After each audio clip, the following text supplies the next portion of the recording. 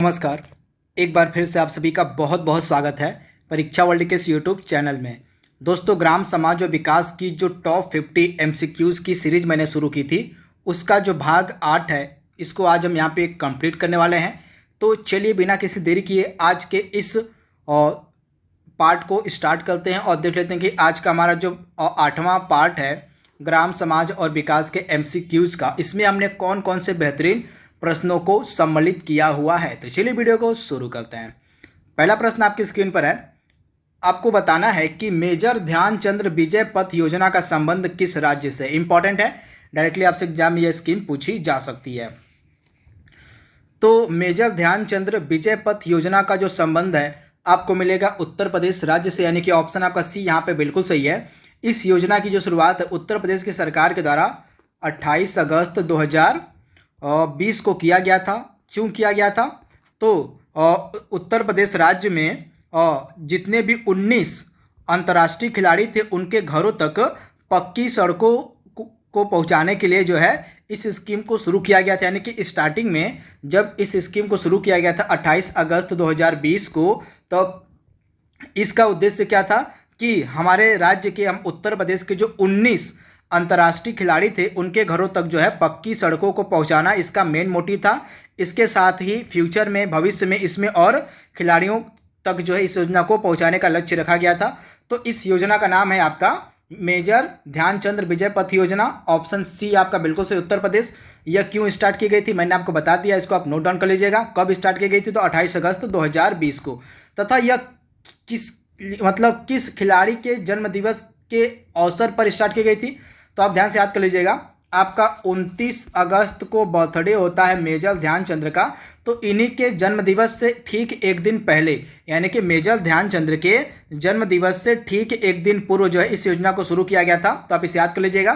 तथा 29 अगस्त का जो दिवस होता है हमारे भारत में, यह हम खेल दिवस के रूप में मनाते हैं। तथा यह जो है आपका 29 अगस्त का दिन मेजर ध्यानचंद का बर्थडे होता है। महान हॉकी के प्लेयर आपके मेजर ध्यानचंद, इनका जो बर्थडे होता है भारत में खेल दिवस के रूप में मनाया जाता है 29 अगस्त को। तथा इनके जन्म दिवस के ठीक पूर्व, यानी कि एक दिन पहले, इनके नाम पर मेजर ध्यानचंद विजय पथ योजना को शुरू किया गया था। तो ये सारे फैक्ट आपको याद रखना है। अगला प्रश्न आपकी स्क्रीन पर है। उत्तर प्रदेश स्टार्टअप नीति जो है किस वर्ष में पेश की गई थी, आपको बताना है। तो उत्तर प्रदेश स्टार्टअप नीति किस वर्ष पेश की गई थी? तो वर्ष 2020 में जो है आपकी उत्तर प्रदेश स्टार्टअप नीति पेश की गई थी। यहाँ पे आप पिक्चर में देख रहे हैं। उत्तर प्रदेश स्टार्टअप नीति 2020 के अंतर्गत जो है उत्तर प्रदेश में स्थापित किए जाएंगे विभिन्न सेक्टरों के लिए जो है 100 इनक्यूबेटर्स तथा 3 स्टेट ऑफ आर्ट, यानी कि सेंटर ऑफ एक्सीलेंस, यानी कि 3 सेंटर ऑफ एक्सीलेंस और 100 इनक्यूबेटर्स की स्थापना की जाएगी आपकी उत्तर प्रदेश स्टार्टअप नीति 2020 के तहत। इसे आप याद कर लीजिएगा। तथा इसमें प्रस्ताव था कि डाटा सेंटर नीति से प्रदेश में जो है 250 मेगावाट का डेटा सेंटर उद्योग का विकास होगा। तथा कुल 20,000 करोड़ के निवेश के साथ 3 निजी डाटा सेंटर पार्क्स की स्थापना का लक्ष्य रखा गया था इस उत्तर प्रदेश स्टार्टअप नीति 2020 के अंतर्गत। ये वर्ष आपको याद रखना है, 2020 में उत्तर प्रदेश स्टार्टअप नीति लाई गई थी। इसके बारे में आप याद रखिएगा। अगला प्रश्न आपकी स्क्रीन पर है। आपको बताना है कि केंद्रीय मंत्रिमंडल के द्वारा दीनदयाल उपाध्याय ग्राम ज्योति योजना को मंजूरी कब दी गई थी, आपको बताना है। इंपॉर्टेंट है, डायरेक्टली आपसे एग्जाम में यह स्कीम पूछी जा सकती है। तो यहाँ पे केंद्रीय मंत्रिमंडल की बात हो रही है। तो इसके द्वारा दीनदयाल उपाध्याय ग्राम ज्योति योजना को मंजूरी जो है कब दी गई थी? तो नवंबर 2014 में जो इस योजना को मंजूरी दी गई थी और नरेंद्र मोदी जी की अध्यक्षता में। तो इसे आप याद कर लीजिएगा। इसको जो है स्वीकृति, अगर पूछे तो इसको स्वीकृति दी गई थी स्टार्ट करने की नवंबर 2014 में, परंतु आधिकारिक तौर पर इसका जो शुभारंभ था औपचारिक तौर पर 25 जुलाई 2015 को जो है औपचारिक तौर पर इसकी जो शुरुआत है प्रधानमंत्री जी के द्वारा पटना से की जाती है। तो इसके बारे में भी आपको याद रखना है। इसकी घोषणा तो कर दी जाती है, इस योजना के लिए जो स्वीकृति है प्रदान कर दी जाती है प्रधानमंत्री नरेंद्र मोदी जी की मंत्रिमंडल के द्वारा नवंबर 2014 में, परंतु औपचारिक रूप से यह जो योजना थी आपकी 25 जुलाई 2015 को पटना में स्टार्ट की गई पीएम मोदी के द्वारा। तो ये फैक्ट आपको याद रखना है। 25 जुलाई 15 को पटना से जो है औपचारिक रूप से इसकी शुरुआत कर दी गई। किसके द्वारा? तो प्रधानमंत्री जी के द्वारा। इसके बारे में आपको याद रखना है। अगला प्रश्न आपकी स्क्रीन पर है, प्रधानमंत्री ग्रामीण डिजिटल साक्षरता अभियान की शुरुआत कब की गई?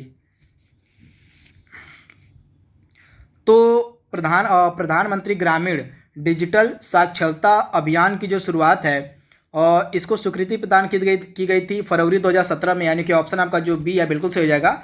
फरवरी 2017 में प्रधानमंत्री ग्रामीण डिजिटल साक्षरता अभियान को जो है स्वीकृति प्रदान की गई थी। तो आप इसे याद रखिएगा, ऑप्शन आपका बी यहाँ पे बिल्कुल सही है। इसका उद्देश्य क्या था? तो जो ग्रामीण युवक हैं उनके अंदर डिजिटल साक्षरता को बढ़ावा देना इसका उद्देश्य था। तो इसके बारे में आपको याद रखना है, 2017 आपका राइट आंसर हो जाएगा। अगला प्रश्न आपकी स्क्रीन पर है, हाल ही में प्रधानमंत्री आत्मनिर्भर स्वस्थ भारत योजना की जो शुरुआत है कहाँ से की गई थी? इंपॉर्टेंट है। तो प्रधानमंत्री आत्मनिर्भर स्वस्थ भारत योजना की जो शुरुआत है कहाँ से की गई थी? तो इसका शुभारंभ किया गया था वाराणसी से, यानी कि ऑप्शन आपका ए यहाँ पे बिल्कुल सही है। वाराणसी से जो है हाल ही में प्रधानमंत्री आत्मनिर्भर स्वस्थ भारत योजना की जो है शुरुआत की गई थी। तो ऑप्शन आपका ए यहाँ पे बिल्कुल सही जवाब हो जाएगा।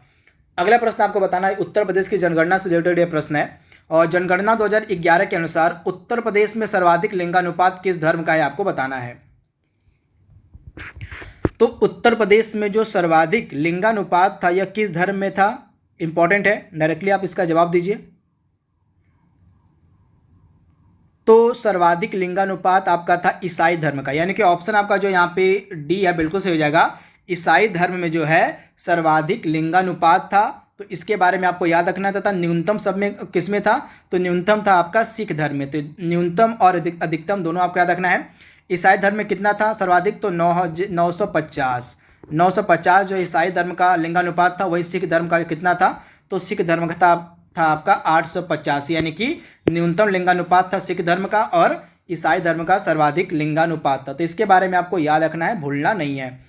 अगला प्रश्न आपकी स्क्रीन पर है, आपको बताना है कि आपका जो एक जरीब होता है, एक जरीब में कितना गट्ठा होता है, यानी कि एक जरीब आपकी कितने गट्ठे के बराबर होती है, इसका आपको जवाब देना है। इंपॉर्टेंट है, डायरेक्टली आपसे एग्जाम में प्रश्न पूछा जा सकता है। तो एक जरीब आपकी कितने गट्ठे के बराबर होती है? फटाक से इसका जवाब देने की कोशिश कीजिए आप। तो एक जरीब में आपका 20 गट्ठा होता है। कितना? तो एक जरीब आपके 20 गट्ठे के बराबर होती है। कितने की? तो 20 गट्ठे के बराबर होती है आपकी एक जरीब। तो इसके बारे में आपको याद रखना है। ऑप्शन आपका जो यहाँ पे है बी वाला बिल्कुल सही हो जाएगा। वही यहाँ पे हम गट्ठे की बात कर रहे हैं, तो आइए गट्ठे के कुछ मान को भी देख लेते हैं। तो आपका जो एक गट्ठा होता है, यहाँ पे गट्ठा की बात हो रही है, तो आपका जो एक गट्ठा होता है, एक गट्ठे में आपका 5.5 हाथ होता है। इसे आप याद कर लीजिएगा, एक गट्ठे में आपका 5.5 हाथ होता है। वहीं एक गट्ठे में आपका 2.75 गज होता है, यानी कि 2.25 गज आपका होता है एक गट्ठे में। वहीं आपका जो एक गट्ठा होता है यह 99 इंच के बराबर होता है। इसके साथ ही एक गट्ठे में आपका 2.5146 मीटर होता है। तो ये सारे मान आपको याद रखने हैं गट्ठे के, तो इसे आप याद रखिएगा। तथा एक जरीब जो आपकी होती है यह 20 गट्ठे के बराबर होती है। तो ये मान आपको याद रखना है, 20 गट्ठा आपका राइट आंसर हो जाएगा। अगला प्रश्न आपको बताना है, एक कच्चा बीघा में कितने वर्ग मीटर होता है? इंपॉर्टेंट प्रश्न। तो फटाक से इसका जवाब दीजिए। आपकी एक जो कच्चा बीघा आपका होता है इसमें आपका कितना स्क्वायर मीटर यानी कि वर्ग मीटर होता है? तो एक कच्चा बीघा में आपका 843 वर्ग मीटर होता है, यानी कि ऑप्शन आपका ए यहाँ पे बिल्कुल सही हो जाएगा। एक आपका जो कच्चा बीघा होता है इसमें आपका 843 कितना? तो 843 वर्ग मीटर होता है, यानी कि ऑप्शन आपका ए यहाँ पे बिल्कुल सही हो जाएगा। इसके बारे में आपको याद रखना है, भूलना नहीं है। इसके बाद आपका जो अगला प्रश्न दिया गया आपके स्क्रीन पर है, आपको बताना है कि एक गज में कितने इंच होता है। इंपॉर्टेंट प्रश्न, एक गज में कितने इंच होता है आपको बताना है। तो एक गज में आपका 36 इंच होता है, यानी कि ऑप्शन आपका ए यहाँ पे बिल्कुल सही हो जाएगा। एक गज में आपका 36 इंच होता है। इसके बाद आपका एक गज में आपका 9 वर्ग फीट होता है, भी आप याद रखिएगा। एक गज में आपका 9 वर्ग फीट होता है। इसके बाद एक गज में आपका 1 यार्ड होता है, एक गज में आपका 1 यार्ड होता है। इसके साथ ही आपका जो 1 गज होता है यह 0.91 मीटर के बराबर होता है। कितने के? तो 0.91 मीटर के बराबर होता है आपका 1 गज। तो 4 मान आपको याद रखने हैं 1 गज के। 1 गज में आपका 36 इंच होता है। 1 गज में आपका 9 वर्ग फीट होता है। 1 गज में आपका 1 यार्ड होता है और 1 गज में आपका 0.91 मीटर होता है। तो ये सारे पैमाने आपको याद रखने हैं। प्रधानमंत्री पोषण शक्ति निर्माण योजना जो आपकी थी पीएम पोषण योजना, इसके अंतर्गत कितने वर्ष की अवधि के मतलब या कितने वर्ष की अवधि के लिए लागू की गई आपको बताना है। तो आपकी जो पीएम पोषण योजना है जो आपकी किसके स्थान पर स्टार्ट की गई हाल ही में? तो मिड डे मील योजना के स्थान पर, मिड डे मील योजना के स्थान पर हाल ही में इसको शुरू किया गया है। कितने वर्ष की अवधि के लिए यह लागू रहेगी? तो यह जो आपकी अगले 5 वर्ष की अवधि के लिए लागू रहेगी। कब से कब तक? तो वित्तीय वर्ष 2021-22 से लेके वित्तीय वर्ष 2025-26 तक यह लागू रहेगी आपकी पीएम पोषण योजना। तो इसे आप याद रखिएगा। तथा यह मिड डे मील योजना के स्थान पर इसको शुरू किया गया, तो इसके बारे में आपको याद रखना इंपॉर्टेंट है। ऑप्शन आपका बी यहाँ पे बिल्कुल सही है, अगले 5 वर्षों तक। तो इसके बारे में आपको याद रखना, ऑप्शन आपका बी यहाँ पे बिल्कुल सही है। तथा मिड डे मील योजना के स्थान पर इसको शुरू किया गया है, तो यह भी फैक्ट आपको याद रखना है। तथा इसके अंतर्गत जो है कक्षा 1 से लेके कक्षा 8 तक के सभी बच्चे जो होंगे, स्कूली बच्चे, ये कवर किए जाएंगे। तथा यह एक केंद्र प्रायोजित योजना है, तो इसके बारे में आपको याद रखना है। तथा इस योजना के अंतर्गत अब जो है अधिक पोषण युक्त जो खाना होगा वह बच्चों को उपलब्ध करवाया जाएगा अगले 5 वर्षों तक। तो इसके बारे में आपको याद रखना है, इंपॉर्टेंट है। किस योजना के स्थान पर इसको शुरू किया गया, ये ज़्यादा इंपॉर्टेंट है आपके लिए। तो मिड डे मील योजना के स्थान पर यह शुरू किया गया है। चलिए बताइए कि मिड डे मील योजना किस वर्ष में स्टार्ट की गई थी? इसका जवाब आपको कमेंट बॉक्स में देना है। अगला प्रश्न आपके स्क्रीन पर है, राष्ट्रीय स्वास्थ्य बीमा योजना की शुरुआत कब की गई? इंपॉर्टेंट है, डायरेक्टली आपसे एग्जाम में यह स्कीम पूछी जा सकती है। तो राष्ट्रीय स्वास्थ्य बीमा योजना की जो शुरुआत है 1 अप्रैल 2008 में की गई थी। ऑप्शन आपका बी यहाँ पे बिल्कुल सही है। 1 अप्रैल 2008 को जो है आपकी स्टार्ट की गई थी राष्ट्रीय स्वास्थ्य बीमा योजना। ऑप्शन आपका यहाँ पे जो बी वाला है बिल्कुल सही हो जाएगा। जमाबंदी से क्या तात्पर्य है आपको बताना है। तो जमाबंदी आपका भू अधिकारों का एक प्रलेख होता है, यानी कि ऑप्शन आपका बी यहाँ पे बिल्कुल सही हो जाएगा। भू अधिकारों का प्रलेख होता है आपका जमाबंदी, यानी कि ऑप्शन जो आपका यहाँ पे दिया गया है बी वाला बिल्कुल सही हो जाएगा। अगला प्रश्न आपकी स्क्रीन पर है, और जिला अस्पतालों के लिए भारतीय लोक स्वास्थ्य मानकों के अनुसार 10 लाख जनसंख्या वाले प्रत्येक जिले में कम से कम कितने बिस्तर होने चाहिए आपको बताना है। तो 10 लाख जनसंख्या वाले प्रत्येक जिले में कम से कम कितने बिस्तर होने चाहिए? तो कम से कम आपके 300 बिस्तर होने चाहिए। अगर आपके जिले की 10 लाख से अधिक जनसंख्या है तो उस जिले में कम से कम 300 बिस्तर वाले अस्पताल होने चाहिए, जिला अस्पताल, यानी कि ऑप्शन आपका बी यहाँ पे बिल्कुल सही है। भू कृषि का रिकॉर्ड कौन सा है? इसमें से आपको बताना है कि इसमें से कौन सा आपका भू कृषि का रिकॉर्ड है। तो इसमें से आपका गिरदावरी, ऑप्शन आपका ए यहाँ पे बिल्कुल सही। जो गिरदावरी है यह भू कृषि का रिकॉर्ड होता है, यानी कि ऑप्शन आपका ए यहाँ पे बिल्कुल सही हो जाएगा। अगला प्रश्न है आपके सामने, लैंड रिकॉर्ड्स मैनुअल के अनुसार लेखपाल द्वारा अपने हलके के प्रत्येक गांव के खेतों का वर्ष में कितनी बार दौरा करना अनिवार्य होता है आपको बताना है। बहुत बार मैंने इसके बारे में आपको पढ़ाया हुआ है। तो अपने हलके के प्रत्येक गांव का जो निरीक्षण है लेखपाल के द्वारा वर्ष में कम से कम 3 बार तो किया ही जाना चाहिए, यानी कि 3 बार आपका राइट आंसर हो जाएगा। ऑप्शन आपका सी यहाँ पे बिल्कुल सही हो जाएगा, 3 बार। पटवारी इंफॉर्मेशन सिस्टम नामक जो सॉफ्टवेयर है कब विकसित किया गया था? तो पटवारी इंफॉर्मेशन सिस्टम नामक जो सॉफ्टवेयर था आपका विकसित किया गया था वर्ष 2005 में। कब? तो वर्ष 2005 में जो है भारत सरकार के द्वारा इसको विकसित किया गया था। ऑप्शन आपका जो सी यहाँ पे है बिल्कुल सही हो जाएगा, वर्ष 2005। अगला प्रश्न आपकी स्क्रीन पर है, सजरा क्या होता है आपको बताना कि जो सजरा होता है यह क्या होता है, इंपॉर्टेंट है। तो सजरा क्या होता है भाई साहब? सजरा आपका होता है गांव का एक प्रकार का नक्शा। क्या होता है? तो किसी गांव का एक प्रकार का नक्शा होता है, मैप होता है आपका सजरा, यानी कि ऑप्शन आपका बी यहाँ पे बिल्कुल सही हो जाएगा। और जिला कलेक्टर के द्वारा गांव का रजिस्टर तैयार कराया जाता है कितने वर्षों पर आपको बताना है। तो जिला कलेक्टर के द्वारा प्रत्येक 5 वर्ष पर गांव का जो रजिस्टर है वह तैयार करवाया जाता है, यानी कि ऑप्शन आपका जो यहाँ पे सी दिया गया है, प्रत्येक 5 वर्ष पर जो है जिला कलेक्टर के द्वारा गांव का रजिस्टर तैयार करवाया जाता है। तो ऑप्शन आपका सी यहाँ पे बिल्कुल सही हो जाएगा। अगला प्रश्न आपकी स्क्रीन पर है, सामाजिक अनुसंधान में कौन सी प्रमुख समस्याएं पैदा होती हैं? आपको बताना है कि जो सामाजिक अनुसंधान होता है इसमें कौन सी प्रमुख समस्याएं देखने को मिलती हैं। तो आपका जो सामाजिक अनुसंधान होता है इसमें कौन सी प्रमुख समस्याएं देखने को मिलती हैं?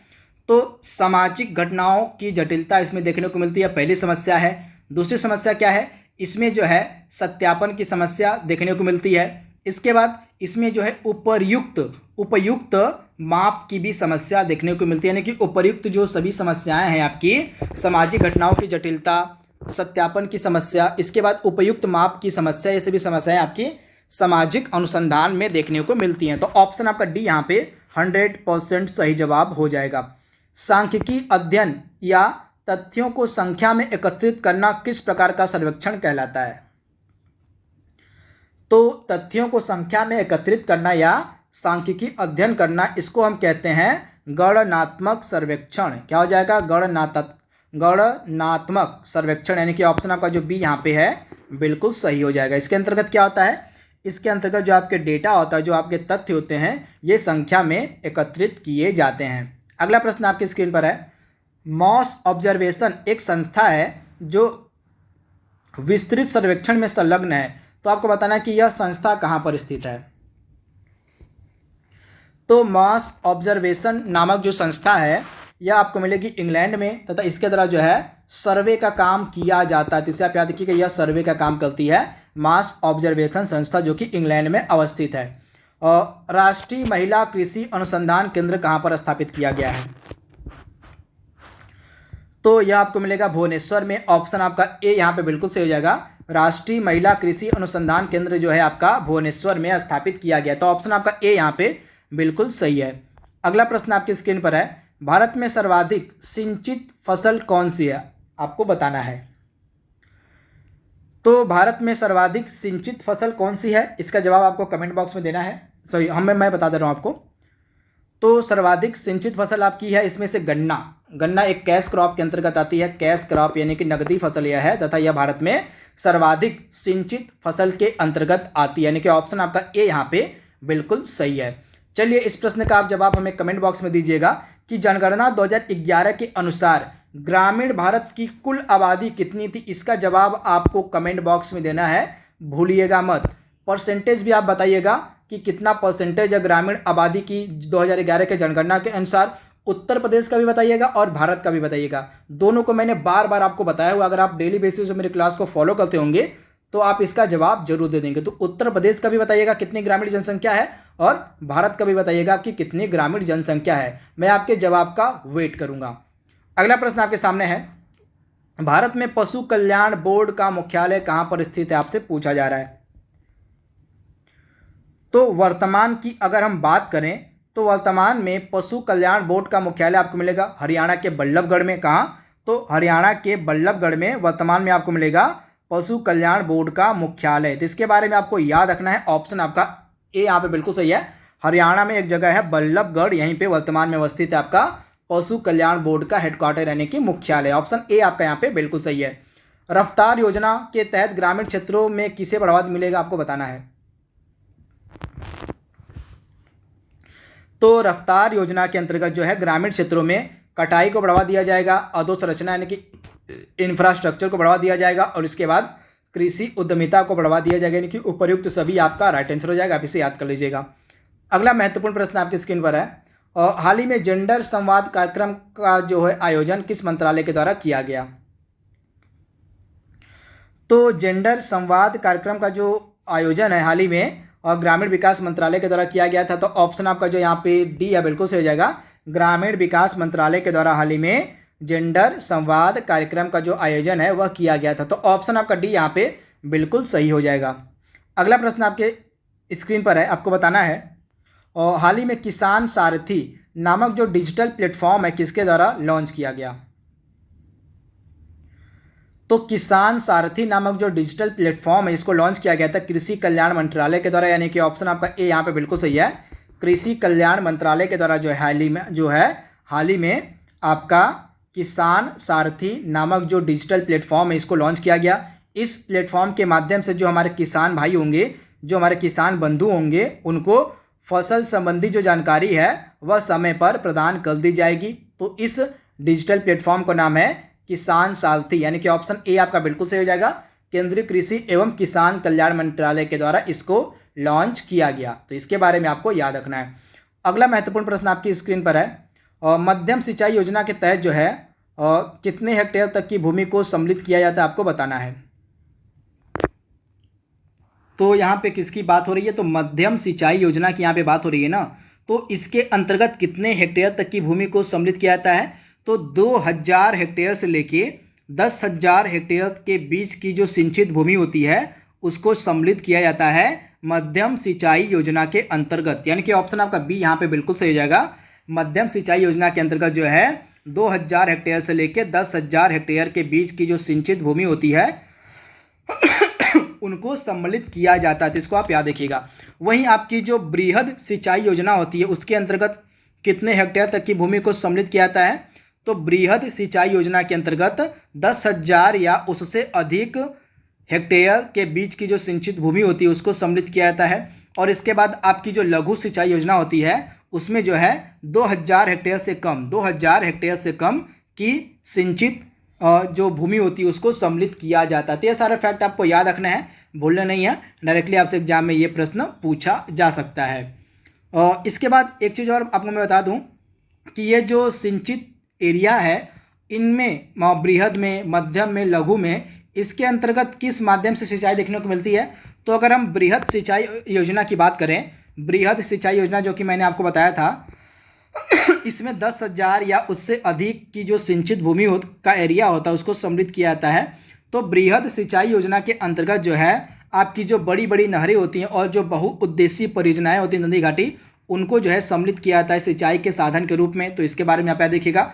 वहीं आपकी जो मध्यम सिंचाई योजना होती है जो आपकी 2000 हेक्टेयर से लेकर 10,000 हेक्टेयर के मध्य होती है, इसमें जो है छोटी नहरों को इस वर्ग में रखा जाता है, यानी कि छोटी नहरों से जो है इस प्रकार के एरिया की सिंचाई की जाती है, इसको रखा जाता है। इसके अलावा आपकी जो आपका जो सबसे लघु सिंचाई योजना होती है इसके अंतर्गत जो है आपका जो सिंचाई होता है कुओं के माध्यम से और नलकूपों के माध्यम से, तालाबों के माध्यम से, ड्रिप इरिगेशन के माध्यम से सिंचाई की जाती है आपकी लघु सिंचाई योजना के अंतर्गत। ये सारे फैक्ट आपको याद रखने हैं।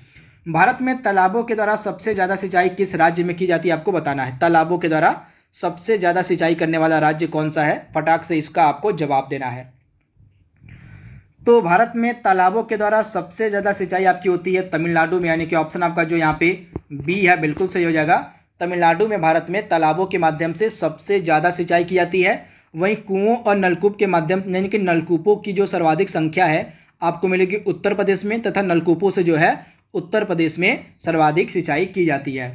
अगला प्रश्न आपके सामने है, हरियाली योजना जिसका संबंध आपका जल प्रबंधन से कब शुरू की गई थी। इंपॉर्टेंट प्रश्न है, हरियाली योजना कब शुरू की गई थी। तो हरियाली योजना का संबंध आपका जल प्रबंधन से है, तो इसकी शुरुआत की गई थी 2003 में, तो ऑप्शन आपका बी यहाँ पे बिल्कुल सही है। आप हरियाली योजना का नाम देखकर कंफ्यूज मत हो जाइएगा कि पेड़ पौधों से रिलेटेड योजना है या आपकी जल प्रबंधन से रिलेटेड है, आपको कंफ्यूज नहीं होना, नाम पर नहीं जाना है। नाम इसका हरियाली है लेकिन यह पेड़ पौधों से रिलेटेड नहीं है, सिर्फ यह जल के प्रबंधन से रिलेटेड है, जो स्टार्ट की गई थी 2003 में। तो ऑप्शन आपका जो यहाँ पे बी वाला है बिल्कुल सही हो जाएगा। यहाँ पे ड्रिप इरिगेशन के संबंध में कुछ कथन दिए गए हैं, तो आपको बताना है कि इसमें से कौन सा कथन सही है और ड्रिप सिंचाई के संबंध में। तो आइए देख लेते हैं। सिंचाई की इस विधि की खोज इजराइल से मानी जाती है, बिल्कुल सही है। और दूसरा क्या है, इस सिंचाई पद्धति के द्वारा पानी को पौधों की जड़ों पर बूंद बूंद करके टपकाया जाता है, बिल्कुल सही है। इस विधि के तहत फसल को पानी धीमी गति से एवं रोजाना या एक दिन छोड़कर दिया जाता है, यानी कि उपयुक्त सभी आपका राइट आंसर हो जाएगा। ये सभी आपकी विशेषताएं हैं ड्रिप इरिगेशन पद्धति की, जिसके बारे में आपको याद रखना है। अगला प्रश्न आपकी स्क्रीन पर है, निम्न में से कौन साक्षात्कार के प्रमुख दोष है, आपको बताना है, यानी कि इसमें से साक्षात्कार का प्रमुख दोष बताना है आपको। तो इसमें से साक्षात्कार के सभी इंपॉर्टेंट दोष हैं, जैसे आपका हो गया खर्चीली विधि का होना, एकरूपता में कमी का होना, मौखिक उत्तर पर अधिक विश्वास, यानी कि उपयुक्त सभी आपका राइट आंसर हो जाएगा। इसके बारे में आपको याद रखना है। निम्न में से कौन वैज्ञानिक शोध पद्धति की विशेषता नहीं, आपको बताना है। तो इसमें से आपकी वैज्ञानिक शोध पद्धति की विशेषता कौन सी नहीं है? तो भावनात्मकता जो है आपकी, यह जो है ऑप्शन सी वाला बिल्कुल सही हो जाएगा। इसको आप याद कर लीजिएगा, यह आपकी वैज्ञानिक शोध पद्धति की विशेषता नहीं है। ऑप्शन आपका सी यहाँ पे बिल्कुल सही हो जाएगा। अगला प्रश्न आपके सामने है, निम्न में से कौन सामाजिक सर्वेक्षण शोध का उद्देश्य है? तो सामाजिक सर्वेक्षण शोध का इसमें से उद्देश्य कौन सा है, आइए देख लेते हैं। सामाजिक घटनाओं का वर्णन बिल्कुल सही है। कार्य कारण संबंध की खोज बिल्कुल सही है।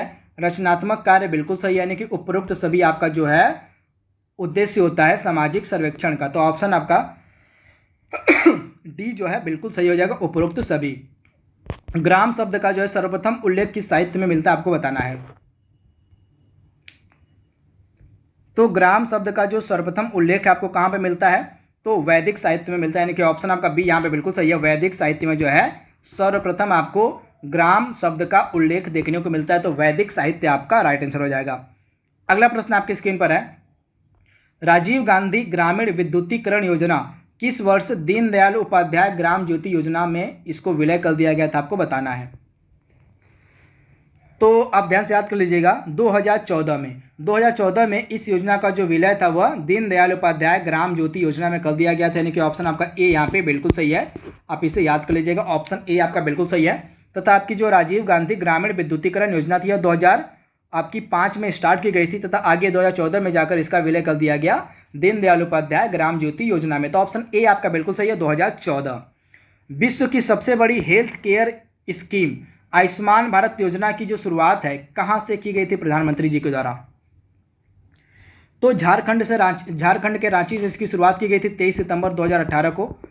23 सितंबर 2018 को जो है आयुष्मान भारत योजना की शुरुआत की गई थी झारखंड के रांची से। तो ऑप्शन आपका ए यहाँ पे बिल्कुल सही है। वर्ष आप याद कर लीजिएगा, 23 सितंबर 2018 इंपॉर्टेंट है। झारखंड के रांची से प्रधानमंत्री जन आरोग्य योजना, जिसको हम आयुष्मान भारत योजना के नाम से भी जानते हैं, इसकी शुरुआत की गई थी। अगला इंपॉर्टेंट प्रश्न आपकी स्क्रीन पर है, और निम्नलिखित में से कौन सा भू सुधार के उद्देश्य में सम्मिलित था? तो आर्थिक असमानता को दूर करना यह प्रमुख उद्देश्य था भूमि सुधार का। काश्तकारों की सुरक्षा यह भी मेन उद्देश्य था। इसके बाद भू स्वामित्व प्रदान करना यह भी मेन उद्देश्य था, यानी कि तीनों जो उद्देश्य थे आपके भूमि सुधार के थे, यानी कि ऑप्शन आपका डी यहाँ पे बिल्कुल सही हो जाएगा, उपरोक्त सभी। और निम्न में से कौन सा कथन चकबंदी कार्य के संबंध में सही नहीं आपसे पूछा जा रहा है? तो इसमें से कौन सा कथन चकबंदी कार्य के संबंध में सही नहीं है, आइए देख लेते हैं। चकबंदी से भूस्वामी एवं कृषकों का संतुष्ट होना, यह जो कथन था आपका यहाँ पे सही नहीं है, क्योंकि चकबंदी से जो उनके चकबंदी के माध्यम से जो भूमि के मालिक थे और जो कृषक थे वे संतुष्ट नहीं थे, तो यह कथन आपका जो है सही दिया गया, यानी कि ऑप्शन आपका डी यहाँ पे बिल्कुल सही है। और बाकी के जो कथन थे आपके चकबंदी के संबंध में सही दिए गए हैं, तो इनके बारे में आपको याद रखना है। कथन जो तीनों आपके दिए गए इनको वीडियो पॉज करके एक बार आप पढ़ लीजिएगा इत्मीनान से। अगला प्रश्न आपके सामने है, और कितने प्रतिशत ग्रामीण परिवार की रसोई में मिट्टी के तेल से खाना नहीं बनाया था? यह उतना प्रश्न मुझे रिलेवेंट लगा नहीं, फिर भी इसको मैंने सम्मिलित किया हुआ है। चलिए इसके बारे में जान लेते हैं। बहुत पुराना प्रश्न यह है। एक आपका NSSO की रिपोर्ट आई थी 2015 में, NSSO की रिपोर्ट 2015 में आई थी। इसके अनुसार आपकी जो ग्रामीण परिवार की आबादी है टोटल 1% जो है आपकी मिट्टी के तेल में खाना बनाती है। तो 2015 के NSSO की रिपोर्ट का यह डेटा है, तो इसे आप एक बार देख लीजिएगा। इसके बाद अगला प्रश्न है, ग्रामीण समाज में संपत्ति के अचल रूप में कौन सा सम्मिलित नहीं? अचल संपत्ति इसमें से कौन सा नहीं है? तो इसमें से आभूषण जो आता है आपका अचल संपत्ति नहीं आता, तो ऑप्शन आपका ए यहाँ पे बिल्कुल सही है, अचल संपत्ति यह नहीं होता। बाकी आपके भूमि मकान खेत आपके अचल संपत्ति होते हैं, परंतु आपका आभूषण अचल संपत्ति नहीं होता है। अगला प्रश्न आपके सामने है, उत्तर प्रदेश नई स्टार्टअप नीति 2020 के तहत कहाँ देश का सबसे बड़ा इंक्यूबेशन हब की स्थापना करने का लक्ष्य रखा गया है? अभी मैंने इसके बारे में आपको बताया था। तो उत्तर प्रदेश की नई जो स्टार्टअप नीति है इसके अंतर्गत देश का सबसे बड़ा जो स्टार्टअप और इंक्यूबेशन हब है इसकी स्थापना लखनऊ में की जाएगी। ऑप्शन आपका यहाँ पे ए बिल्कुल सही हो जाएगा, लखनऊ में। इसको आप याद कर लीजिएगा। पंचायती राज संस्थाओं के संबंध में अशोक मेहता समिति का गठन कब किया गया था? बहुत बार मैंने इसके बारे में आपको बताया हुआ है। जितनी भी आपकी पंचायती राज संस्थाओं से संबंधित समितियां हैं उनके बारे में मैंने आपको बहुत बार पूरे डिटेल में बताया हुआ है। तो अगर आपने पढ़ा होगा तो इसका जवाब अब तक आपने दे दिया होगा। तो राइट आंसर आपका क्या हो जाएगा, 1977 वर्ष में आपकी गठित की गई थी अशोक मेहता समिति, 1977 आपका राइट आंसर हो जाएगा। अगला प्रश्न आपके सामने है, वर्ष 2005 में प्रारंभ राष्ट्रीय ग्रामीण स्वास्थ्य मिशन के स्वास्थ्य सेवा प्रावधानों में किसको सम्मिलित किया गया था, आपको बताना है। तो उपरोक्त सभी ग्रामीण स्वास्थ्य सेवा को सुदृढ़ करना, स्वास्थ्य सेवाओं का उत्तम किस्म का होना, सभी के लिए स्वास्थ्य सुविधा की मतलब सभी के पहुंच के भीतर जो है आपकी स्वास्थ्य सुविधाओं का होना, ये सभी उद्देश्य थे आपके राष्ट्रीय ग्रामीण स्वास्थ्य मिशन के जो 2005 में शुरू किया गया था। उपरोक्त सभी आपका राइट आंसर हो जाएगा। निम्न में से कौन सामाजिक परिवर्तन का प्रतिमान नहीं, आपसे पूछा जा रहा है। तो इसमें से सामाजिक परिवर्तन का प्रतिमान कौन सा नहीं है, तो इसमें से आपका जो समतल परिवर्तन है ऑप्शन बी वाला, यह आपका सामाजिक परिवर्तन का प्रतिमान नहीं है। बाकी तीनों आपके समरैखिक परिवर्तन, उतार चढ़ाव परिवर्तन, चक्रीय परिवर्तन, ये सभी आपके सामाजिक परिवर्तन के प्रतिमान हैं, परंतु इसमें से समतल परिवर्तन आपका सामाजिक परिवर्तन का प्रतिमान नहीं है। तो ऑप्शन बी आपका बिल्कुल सही है। अगला प्रश्न है, 20 बिस्सा में कितने वर्ग गज होता है, आपको बताना है 20 बिस्सा में आपका कितने वर्ग गज होता है। ये मान से प्रश्न आपके एग्जाम में देखिए पूछे जाएंगे, इसी कारण से मैं प्रत्येक वीडियो में मान पैमानों के जो प्रश्न होते हैं सम्मिलित करता हूँ।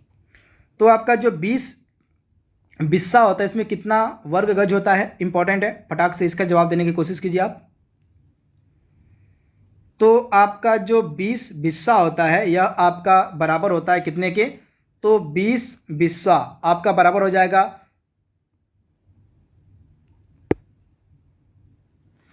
3025 वर्ग गज के, यानी कि ऑप्शन आपका ए यहाँ पे बिल्कुल सही हो जाएगा।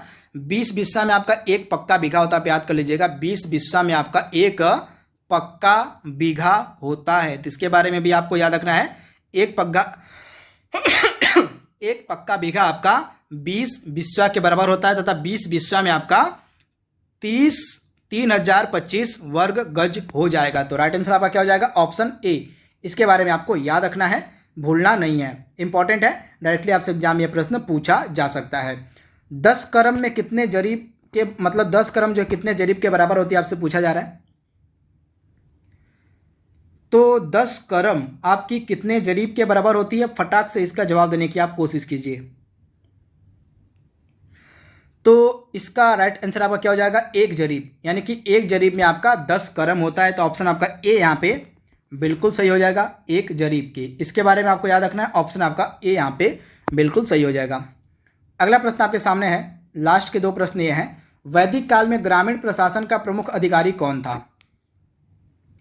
तो यहाँ पे वैदिक संस्कृति, वैदिक काल की बात हो रही है, तो वैदिक काल में ग्रामीण प्रशासन का प्रमुख अधिकारी होता था ग्रामणी, यानी कि ऑप्शन आपका ए यहाँ पे बिल्कुल सही है, ग्रामणी। आज के सेशन का लास्ट प्रश्न आपके सामने है, ग्रामीण विकास मंत्रालय के प्रमुख विभाग कौन से हैं। तो ए और बी आपका राइट आंसर हो जाएगा, ग्रामीण विकास विभाग और भूमि संसाधन विभाग, ये दोनों जो है आपके ग्रामीण विकास मंत्रालय के प्रमुख विभाग हैं, यानी कि ऑप्शन आपका ए और बी बिल्कुल सही हो जाएगा। आप इसे याद कर लीजिएगा, सी वाला आपका, यानी कि ए और बी आपका बिल्कुल सही है। तो दोस्तों इस प्रकार से आज का जो टॉप 50 MCQs का 8वां भाग था उसको हमने यहाँ पे कंप्लीट कर लिया है। आई होप यह वीडियो आपको पसंद आएगा, आपकी आने वाली परीक्षा के लिए हेल्पफुल हो, मैं ऐसा करता हूँ। तो आज के लिए बस इतना ही, इसी के साथ इसका अगला भाग हम जल्दी अपलोड करेंगे। तब तक के लिए थैंक यू, थैंक्स।